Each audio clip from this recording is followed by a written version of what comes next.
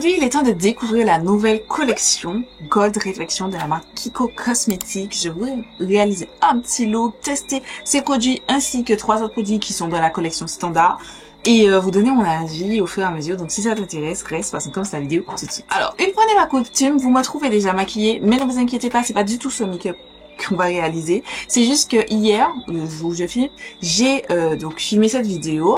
Et en fait, je me suis rendu compte au moment de l'export de mes produits que mon micro était mal rangé. C'est pas l'export de mes produits, l'export de mes rushs. Que mon micro était mal branché. Et donc, ça veut dire que je n'ai pas du tout le son de la vidéo. Mais je tenais quand même à vous sortir la vidéo et de ne pas la refilmer parce que c'est l'essentiel même d'une first impression, de tester, vous avez mis les avis à chaud. Donc, je vais vous faire une voix off. Vous aurez les images, mais ce sera une voix off. Donc, je m'excuse, c'est la première fois que ça m'arrive sur YouTube de ne pas avoir de son sur une de mes vidéos et de devoir faire comme ça. J'espère que ça va pas trop vous déranger et que vous arriverez à comprendre clairement ce que je souhaite vous dire. Donc voilà. Je vous laisse sans plus tarder avec le reste. On commence cette vidéo par le Skin Trainer CC Blur. Vous m'en avez parlé, rabattu les oreilles en me disant Gladys, c'est le dupe du Too Faced Prime and Poreless qui est discontinué et que j'aime d'amour. Il faut que tu testes, Alors, faut savoir, dans cette vidéo, je vous expliquais que ça fait des mois que je veux tester, sauf que il y avait que la teinte Light qui était disponible. Au début, j'ai pensé la prendre et au final, quand j'ai été donc pour acheter la collection, enfin voir si la collection Gold Reflection était disponible, j'ai trouvé la teinte 03 neutrale qui me convient parfaitement. Sur le site de la marque, il est dit que c'est un correcteur d'optique, peau parfaite qui lisse le grain de peau et affine le teint. Il conjugue les propriétés cicatrisantes du teint d'une CC crème et la capacité blur pour flouter les imperfections cutanées. De plus, il contient des ingrédients spéciaux dans sa formule qui permettent de capter la lumière en reflétant sur le visage pour lui offrir un éclat diffus. C'est une texture veloutée et légèrement teintée qui est disponible donc en 4 teintes. Pour cette vidéo, je l'ai utilisé sur le côté droit de mon visage et pour vous en vidéo c'est le côté gauche et à côté j'ai utilisé le primer qui est dans mon Shop My Stash de Made by Mitchell que j'aime pas. C'était juste pour voir vraiment s'il était efficace. Off caméra, j'ai profité pour nettoyer mes sourcils, appliquer mon fond de teint et aussi commencer à appliquer mon anti-cerne. Et pendant ce temps, justement dans ces rushs, je vous parlais du fait que je trouve que le produit teint c'est parfaitement bien appliqué au-dessus. J'avais pas d'effet de matière. J'en avais juste un tout petit peu parce qu'en fait, je n'ai pas étiré la base. La base, je ne l'ai pas appliquée sur tout mon visage. Je ne l'ai pas appliquée sur le coin extérieur de mon visage simplement parce que j'ai la peau mixte et que cette zone est plutôt sèche, enfin normale à sèche à certains endroits. Et en fait, j'ai pas bien estompé la jonction entre ces deux parties en fait. Par la suite, je suis passée au premier produit de la collection Golden Reflection. Il s'agit du Cream Bronzer and Highlighter Stick. C'est un produit qui est disponible en 3 teintes différentes. Donc pour les peaux light, medium and dark. Et moi, je trouve que la dark me va à ravir. Donc c'est un format stick un petit peu comme les Rare Beauty. Justement dans cette vidéo, j'ai comparé les produits au Rare Beauty parce que si vous avez testé le Rare Beauty, il est aussi facile d'application sans 2 coups de pinceau. Vous voyez, j'ai blendé le truc, magnifique. Je voulais passer au blush sauf que j'avais complètement oublié ça. Du coup, j'ai appliqué du blush en liquide. J'aurais pas dû. Mais aussi, en même temps, je voulais vous montrer que quand j'ai appliqué le blush liquide, le bronzer s'est estompé. Donc, si vous comptez appliquer du blush, mettez un petit peu plus de bronzer. Vous le voyez sur les images, j'ai décidé de réappliquer un petit peu du bronzer en stick de façon à ce qu'il se voit un petit peu plus sur les joues. Et aussi, j'avais oublié d'appliquer l'highlighter en crème. Donc, on va commencer par appliquer ça au doigt sur une seule de mes joues. Et là, guys, réellement, révélation.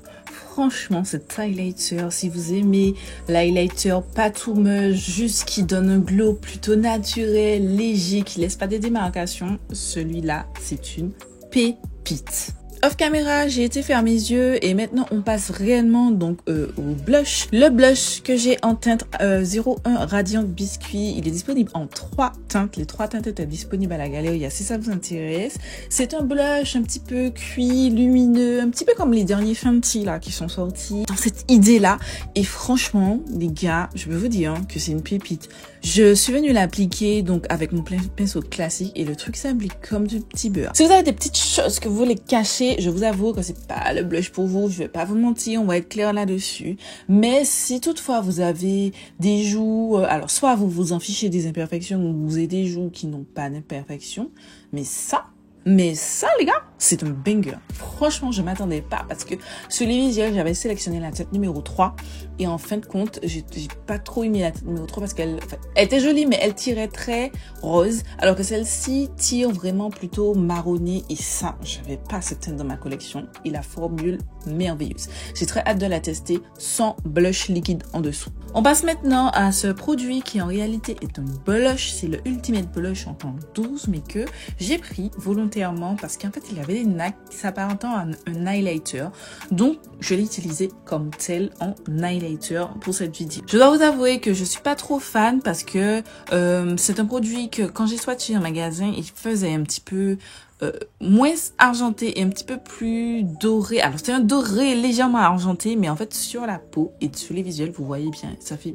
beaucoup trop argenté. Honnêtement, je n'aime pas du tout. Après, c'est un produit que vous pourrez utiliser en fard à paupières, pourquoi pas. Et si vous aimez les highlighters qui tirent vers l'argenté parce que vous avez été sous ton froid, franchement, je vous le conseille parce qu'il reste néanmoins très beau sur la peau. Entre temps, vous voyez que j'ai réappliqué l'highlighter du produit stick simplement parce que entre temps, j'ai poudré tout mon teint et je voulais voir comment il se comporte sur un teint poudré et franchement, c'était trop bien. On passe aux lèvres. J'ai deux des 3D Hydra Gloss, teintes de 3D Hydra Gloss qui sont sorties dans la collection. Donc, j'ai la teinte 01 Glowing Lilac et la teinte 03 Radiant Apricot.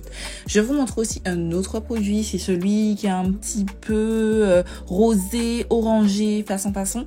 Lui, il vient dans la collection standard et il s'agit de la teinte 12 Pearly Amaryllis Red qui est juste magnifique. J'ai eu un coup de cœur quand je l'ai vu en magasin, je me suis dit ok, je suis obligée de l'acheter. Pour ce look, j'ai choisi de prendre le 3D Hydra Gloss de la collection Gold Reflection en teinte 01 Glowing Lilac, simplement parce que c'est celui qui allait avec mes paupières.